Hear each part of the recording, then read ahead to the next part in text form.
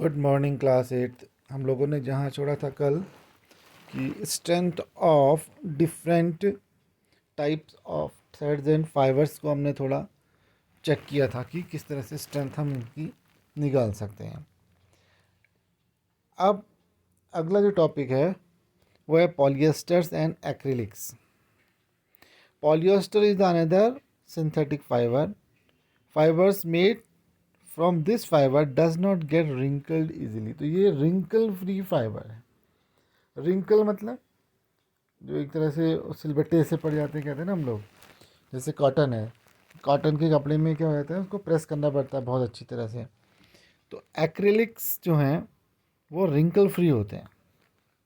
So it is quite suitable for making dress materials. तो जो wrinkle free dresses होती हैं जिनमें ज़्यादा प्रेस करने की भी ज़रूरत नहीं पड़ती हैं या हल्की प्रेस करने की, तो वो पॉलिएस्टर से बनते हैं। तो सुना ही होगा पॉलिएस्टर। जैसे पॉलिएस्टर शर्ट्स, टेरी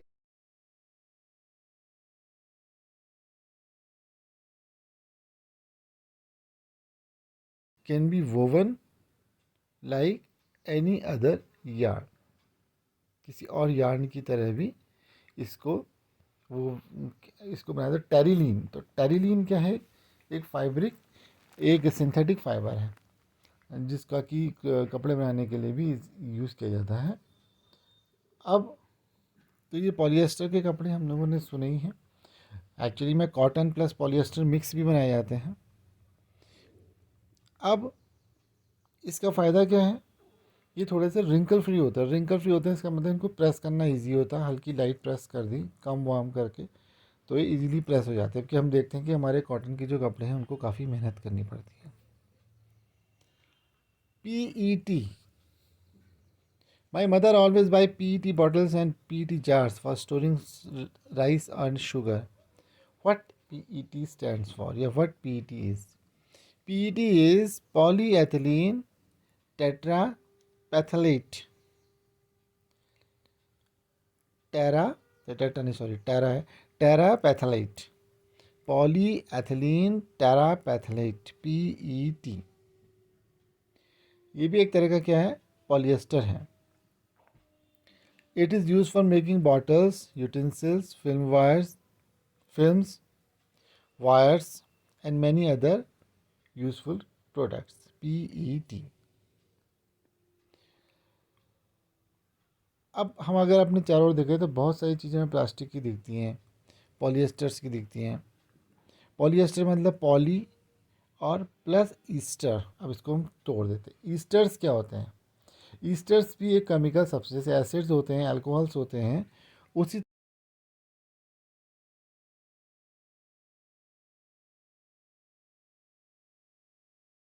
ऑर्गेनिक एसिड्स होते हैं, जैसे सिरका हो गया या फिर आपका अल्कोहल्स हो गए। उसी तरह से ईस्टर भी एक कैटेगरी है जो हम हायर क्लासेस में डिटेल में पढ़ेंगे। Esters are a chemical which gives fruits their smell. जो फलों की जो खुशबू आती है वो ईस्टर के कारण आती है। Fabrics are sold by name like polycot, Polywood, terracotta. As the name suggests, they are made of mixing two or more fibers. Polycot, poly plus cot, poly से पॉलिएस्टर बन जाएगा हमारा, यानी कि एक सिंथेटिक हो गया, प्लस कॉट से कॉटन। तो पॉलीकॉट क्या है? एक से मैंने कहा ना, एक सिंथेटिक और एक नेचुरल फाइबर को मिक्स करके भी फाइबर्स बनते हैं। तो पॉलीकॉट एक ऐसा ही फाइबर है। इसी तरह से पॉलीवुड है जो कि पॉलिएस्टर प्लस वुड को मिल करके, सॉरी वूल, पॉलीवुल, पॉलीवुल, पॉलिएस्टर प्लस वूल को मिला के बनाया जाता है। तो इस तरह से मिक्स करके भी बनाते हैं। 60-40 का रेशियो कर लिया, पॉलिएस्टर ज़्यादा होगा थोड़ा तो क्या होगा, रिंकल्स कम पड़ेंगे। और we wear sweaters and use shawls and blankets in winter. Many of these are actually non-natural wool. Though they appears to be resembles to wool, they are prepared from another type of fiber called acrylic. जो हम लोग sweaters पहनते हैं, जो बहुत मतलब बहुत महंगे भी नहीं होते हैं, बहुत सस्ते भी नहीं होते, मीडियम रेंज के जितने भी होते हैं अपने, क्योंकि होता क्या है कि वूल का प्रोडक्शन भी लिमिटेड है। ठीक है ना। तो वूल, प्योर वूल से बने हुए स्वेटर्स जो होंगे वो बहुत महंगे होंगे, जबकि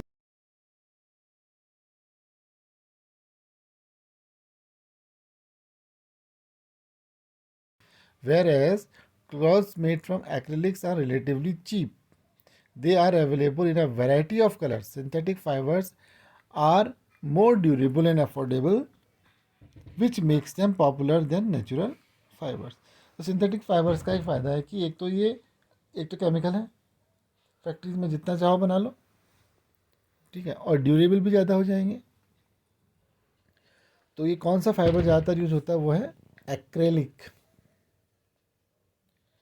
You have already performed an activity of burning natural and synthetic fiber 6th-7th class में, कि दोनों की स्मेल में क्या फ़र्क होता है, किस तरह से नेचुरल फाइबर और सिंथेटिक फाइबर जलते हैं, क्या उनके जलने से रेसिड्यू बनता है, अगर रेसिड्यू बनता है तो वो किस तरह का बचता है, ठीक है। तो दोनों का बिहेवियर क्या होता है, अलग अलग होता है। सिंथेटिक फाइबर क्या होता है, हम देखते हैं कि मेल्ट हो जाता है, अगर हम एक तार को जलाएंगे तो क्या होगा, वो टपकने लगेगा, जबकि वूल को जलाएंगे तो सीधा जल जाएगा और उसमें से राख बनेगी, जबकि सिंथेटिक का रेसिड्यू बच जाता है, सिंथेटिक ही बच जाता है। The fabric melts and stick in the body of person wearing it, it should therefore not wear we should therefore not wear a synthetic cloth in kitchen और इन लेबोरेटरी। तो lab में और kitchen में हम लोगों को synthetic cloth use नहीं करना है, क्योंकि एक तो ये इसका जो जलता भी जल्दी है, और एक बार आग पकड़ लेगा तो, क्योंकि ये एक तरह का केमिकल सब्सटेंस है, बहुत तेज़ी से जलेगा और बॉडी में चिपक जाता है। तो इसलिए पॉलिएस्टर के कपड़े पहन के किचन में के काम को अवॉइड करना चाहिए। All synthetic fibres are prepared by a number of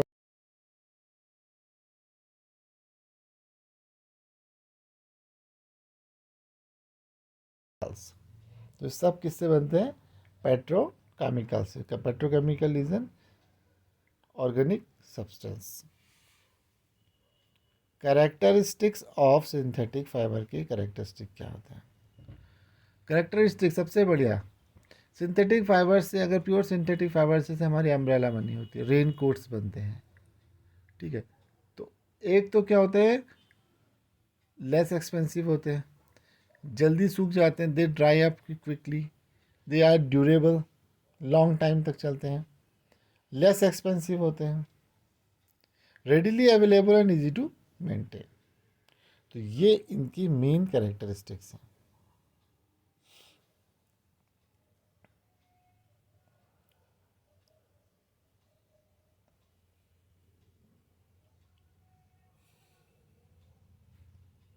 अब देखो, हमें कैसे पता चलेगा कि ये पानी, देखो पानी को एब्जॉर्ब करने की प्रॉपर्टी ज़्यादा किस में होगी, सिंथेटिक नेचुरल फाइबर में होगी।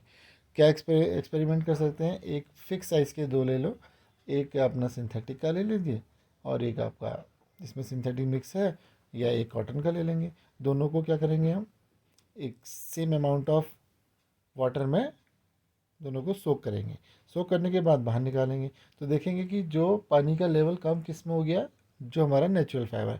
इसका मतलब क्या होता है कि synthetic fibre soak less water than the natural fibres. तो ये सिंथेटिक और नेचुरल फाइबर्स हो गए। अब एक और हमारा आता है सिंथेटिक फाइबर,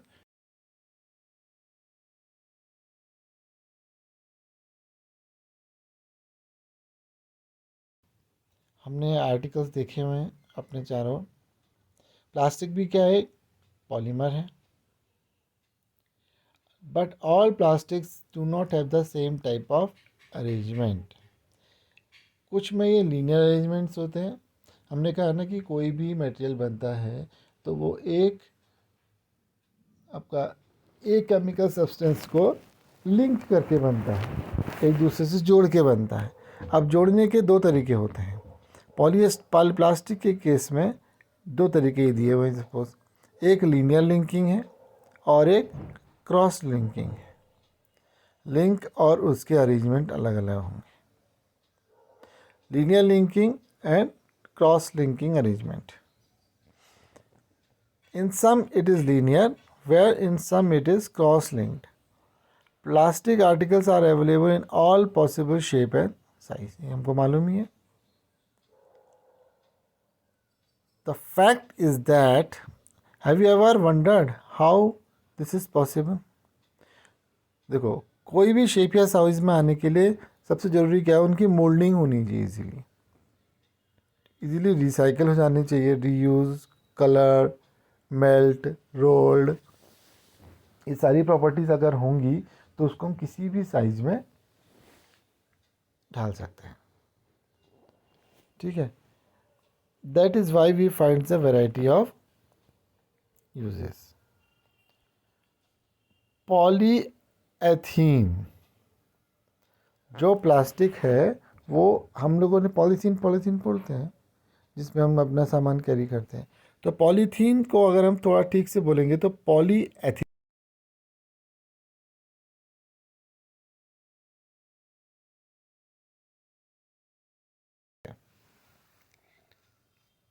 तो वो क्या है, प्लास्टिक है. इसमें क्या होगा, एथिलीन के मॉलिक्यूल्स आपस में लिंक होंगे तो बन जाएगा polyethylene. Now try to bend a plastic yourself. तो कुछ प्लास्टिक्स क्या होंगे, इजीली बेंड हो जाते हैं, लेकिन कुछ क्या हो जाते हैं, ज़्यादा बेंड कराने पर क्या होता है, टूट जाते हैं. यही तो है. तो अलग अलग प्रॉपर्टीज़ के प्लास्टिक्स है. जैसे हॉट अगर किसी प्लास्टिक को अगर हम गर्म पानी डालेंगे तो क्या होगा, वो सॉफ्ट हो जाता है, उसका शेप चेंज हो जाता है. Such plastics which get deforms easily on heating and can bend easily are called thermoplastics.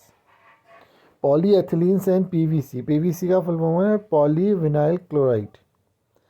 Polyvinyl chloride. Polyethylene and PVC are some examples of thermoplastics. Thermo माने हीट. ठीक है. तो हीट में से इजीली डिफॉर्म हो सकते हैं. These are used for manufacturing toys, combs and various types of containers. On the other hand, there are some plastics which molded ones cannot be softened by heating. वो होते हैं thermosetting plastics, जैसे Bakelite और melamine. Bakelite का use होता है electric equipments में. ये poor conductor of heat and electricity है. ये इलेक्ट्रिक स्विचेस जो आपके बने होते हैं वो बैकेलाइट से बनते हैं. वो एक तरह का प्लास्टिक है, याद रखना है. Melamine is a versatile material.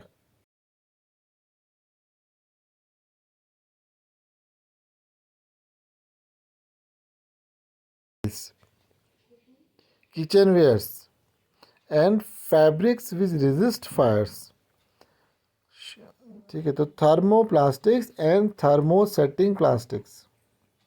ये थर्मोसेटिंग प्लास्टिक जो इलेक्ट्रिकल अप्लाइंसेस में यूज़ होते हैं ज़्यादातर, और थर्मोप्लास्टिक्स जो किचन के जो अपने स्टोरेज होता है उनमें होते हैं. इनमें अगर पानी वानी डालेंगे, गर्म पानी रखेंगे तो क्या होगा, ये डिफॉर्म हो जाएंगे, यानी कि इनका शेप चेंज हो जाएगा. ठीक है. अब कल को हम इसका लास्ट पार्ट शायद होगा ये पढ़ेंगे. कल मतलब नेक्स्ट क्लास.